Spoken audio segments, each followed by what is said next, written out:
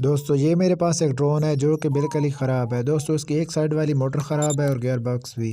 तो दोस्तों मैं इसमें एक ब्रशलेस डीसी मोटर इंस्टॉल करने वाला हूँ। तो दोस्तों देखते हैं कि क्या ये दोबारा उड़ सकता है या नहीं उड़ सकता। आप लोग देख सकते हैं कि मैंने इसमें ब्रशलेस डीसी मोटर को इंस्टॉल कर दी है।